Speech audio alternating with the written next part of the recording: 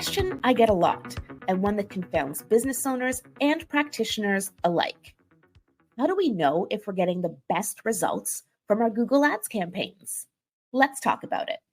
I'm your host, Jyll Saskin Gales. I spent 6 years working for other brands at Google, and now I work for you. This is Inside Google Ads, Episode 18, Metrics That Matter. Let's dive in. Our first question comes from Drina on TikTok, and they ask, what is a good ROAS? I will put a stake in the ground and give you an answer, but let's dive into this a little first. The first thing I want to say is that there's really no good or bad metrics. Metrics are morally neutral. There's just where you are today and where you want to get to. So the simplest answer is actually a good ROAS is one where you are profitable, where you are getting more money out of your ads than the money you're putting into ads. Let's dive in one layer deeper into what that means. So ROAS stands for return on ad spend, and it's calculated as revenue divided by cost. So in the Google Ads interface, the way you'll find your ROAS is not a ROAS column. There's not one of those. It is the conv value divided by cost column. Now, in plain English, what does a ROAS mean? If you have a ROAS of, 3.6, what that means is for every dollar you're spending on ads, you're getting $3.60 back in revenue. If what you care about in Google Ads is ROAS, you're likely going to use a target ROAS bidding strategy. Maybe not to start, but that's where you're going to want to get to, because then you can tell Google, rather than caring about how much I'm spending on each click or each view, just this is the ROAS I want to get, set my bids accordingly to get me there. An important thing to keep in mind is when you set a target ROAS in Google Ads, you enter it as a percent. But when you see ROAS reported in the conversion value divided by cost column, it is as a decimal. So a ROAS of 3.6 is the same as a target ROAS of 360%.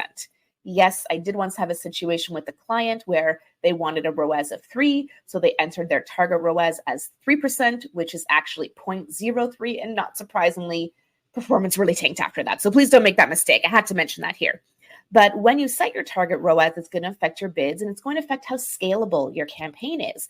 The higher your ROAS, the less you're going to be able to scale, meaning the fewer people you're going to be able to reach. And the people you do reach are probably people who are already familiar with your brand, maybe heard about you somewhere else. It's on a brand search or it's on remarketing. Whereas if you accept a lower ROAS, you're going to be able to reach more people who may not be as immediately profitable in that first click. Maybe they're not going to convert right away, but maybe on a second or a third click, they'll convert, for example. So it's something to keep in mind. High ROAS does not always mean better ROAS. If your ROAS is too high, that can actually be a problem. When I was working at Google, there was one very large retailer we were working with, and the ROAS on one of their campaigns was 34. A 34 times ROAS. For every dollar they put into Google Ads, they got $34 out. Now, that may seem amazing. Hooray, best ROAS ever. But it wasn't. This was a brand search campaign. And even then, it had such a restrictive thing on it that, of course, if you're getting a 34 ROAS, you're only reaching the people who are already searching for your brand and ready to buy. That's not bringing incremental value to your business. So the question was, and I do want to answer Drina's question, what is a good ROAS? Beyond the it depends and beyond the a good ROAS is where you're profitable, I will say when in doubt, 2 to 3x.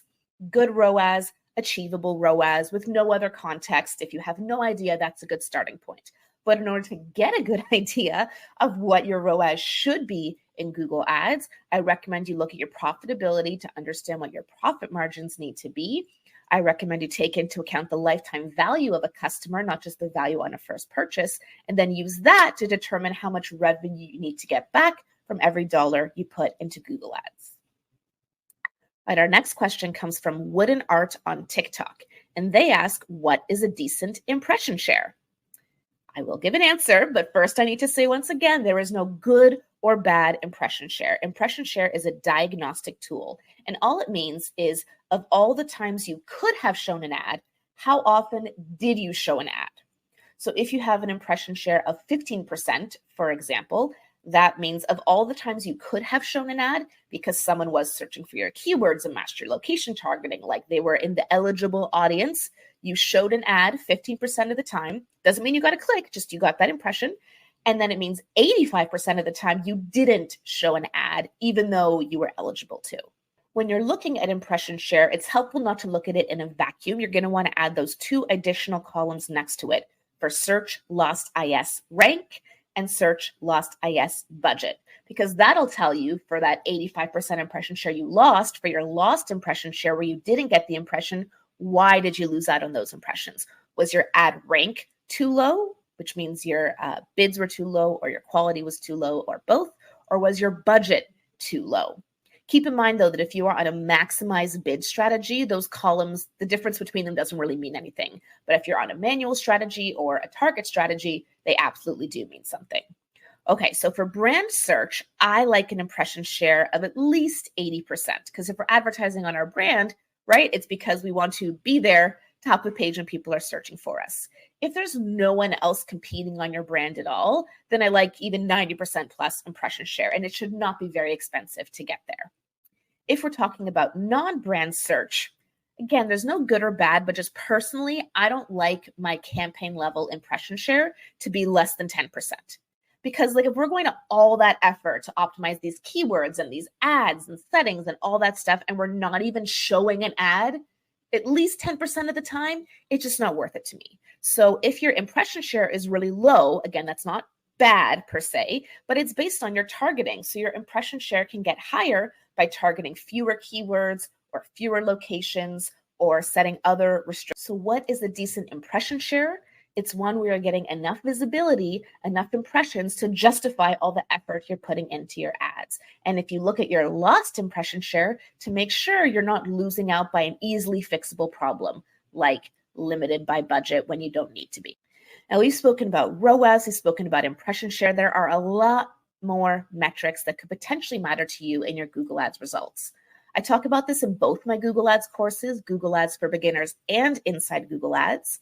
Google Ads for Beginners is meant to be a more introductory overview to how Google Ads works. So if you have no marketing experience or minimal marketing experience, that would be the right course for you to start learning Google Ads. Whereas Inside Google Ads is going to go into much more detail and show you how to actually apply these different things in the Google Ads platform. So if you do have some marketing experience or some Google Ads experience, then you would want to start with Inside Google Ads. You can find both at learn.jyll.ca, that's JYLL.ca, or follow the links in the episode description.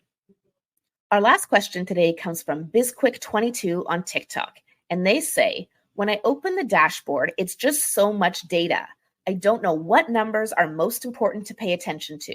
I'm trying to take over our Google Ads account, but it's very overwhelming. We rely on it for new customers, so I'm really scared to mess it up.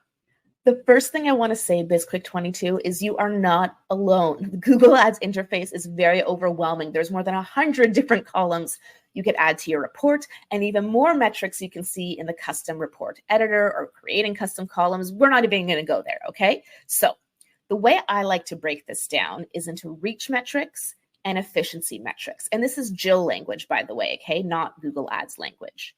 A reach metric tells you how much of something you got. So how many impressions, how many clicks, how much cost, how many conversions, how much revenue. Those are all reach metrics. An efficiency metric tells you the rate at which something happened, like click-through rate or conversion rate, or the cost per, so your cost per click, cost per conversion, or comparing two reach metrics together, right? So your ROAS is an efficiency metric. It tells you how efficiently your cost is turning into revenue. When you're trying to analyze your metrics, I recommend looking at a reach metric and an efficiency metric together, because one doesn't make any sense without the other. And I'll give you an example why. I had someone comment to one of my posts recently, I got 100% conversion rate on my Google Ads and then it went down. And I'm like, 100%? Okay. Here's what happened. They turned a campaign on. They got one impression, one click, and one conversion. And then, shocker, after that, they got more impressions, a few more clicks, and no more conversions for a day or two. That's luck, my friends, okay? The fact that you got 100% conversion rate on one click is luck. Now, if you told me that you got 100% conversion rate on 56 clicks, I would be way more impressed, but that's not going to happen. And so that's why you can't just give one metric without the context of another. In a more practical example, Let's say that you got 10 clicks. Is that good? Is that bad? Well, if you had 50 impressions with 10 clicks, then that's a 20% click-through rate. That's really strong. Whereas if you had 10,000 impressions and 10 clicks, that's less than a 1% click-through rate, not so strong. When you first start analyzing an account, I recommend focusing on impressions and click-through rate, because those put each other in context. And then impression share is really helpful to understand how you're making a mark or not making mark on your chosen targeting. On an ongoing basis, your metrics that matter, of course, going to be different for everyone, but usually a good starting point is conversion rate, conversions or conversion value, and then ROAS or CPA, depending which makes most sense to your business. So those conversion metrics, just looking at the number of conversions alone, or even your ROAS alone, isn't going to help unless you put those in context of another. And then I really like keeping conversion rate as a focus in there, because that helps us understand, are we getting the right kind of audience to our website or not from those clicks we're getting. So keep your reach metrics and your efficiency metrics in mind and analyze them together in order to really understand how your ads are performing. Now, if you take one thing away from this episode, let it be this: there are no good metrics or bad metrics, just where your campaigns are today and where you'd like to get them to. And the way to get there is by setting goals and systematically testing new tactics until you get there. Now it's time for a new Insider Challenge, and then I'll share my response to episode 16's challenge, since there was no challenge during our special Google Marketing Live episode last week. Here's your challenge. Your friend who has a business in the same industry as you tells you that their Google Ads CPCs are under $1. They're not trying to brag, you just both like to talk business together and share best practices with each other. Now, your CPCs are not under $1. Yours are in the $3 to $5 range. You tell your friend that and they say, oh, you should fire your Google Ads freelancer. $3 to $5 CPCs are terrible. How do you determine if they're right? How do you determine if your Google Ads are performing well or not based on this information? Now, you can participate by sending me your response for this challenge or any episode's challenge. The beauty of the Insider Challenge is there's no right or wrong answer, just an opportunity to stretch your brain on real-life Google Ads problem solving. Shoot me an email at thegooglepro@jyll.ca, that's JYLL.ca, or send me a voice note in my Instagram DMs. I'm _Google_pro on Instagram. In episode 16, we talked about how budgets really work in Google Ads. So be sure to check that episode out if you haven't already. And the challenge was this: you have a new B2B SaaS startup client that wants to spend $50K a month on Google Ads for at least 6 months. How do you pace the budget? So here's how I'd answer. Well, of course, it depends. I would lean towards front-loading the budget and then whittling down based on results. $50K a month works out to about $1,600 or $1,700 per day, which is enough for us to really test some search, demand gen, video, different creative, keywords, audiences. I wouldn't start with PMAX, again, personal preference, because this is a brand new advertiser. I like to put the different pieces in play, and then if they work well individually, then absolutely, let's run up a PMAX campaign or a few Performance Max campaigns. But since this business is new to advertising, I like to learn on the individual standalone campaign types so that we can refine our creative and our messaging with much more data and targeting at our disposal than what you'd get in PMAX. And especially since this is a B2B company, that can be, a bit trickier. It's not necessarily lead generation, a SaaS subscription software usually, but that's where I probably start. Now, one thing I would be really cautious of, since this is a startup and since this is a subscription product, is to ensure that I'm communicating well with the founders and we have aligned goals from the get-go. My experience with startups is that, rightly so, they can pivot quickly, they can change the product overnight, they can completely overhaul the marketing strategy at the drop of a hat. So with this kind of client, especially since they're new to ads, but probably have a lot of preconceived notions about them, I would focus hard on my client communication and education alongside my campaign management. I once had a founder say to me when I asked, hey, can you send me some creative for the campaign? They said, oh, just make 100 memes and run that as ads. Yeah, I fired that client shortly afterwards, but it was also my fault for taking them on in the first place when they had unrealistic expectations about how ads work. So what would you do? Do you like to start small and then scale up into a budget? Or do you like to go big or go home? Shoot me an email at thegooglepro@jyll.ca or send me a voice note in my Instagram DMs. I'm Jyll Saskin Gales, and I'll see you next time inside Google Ads.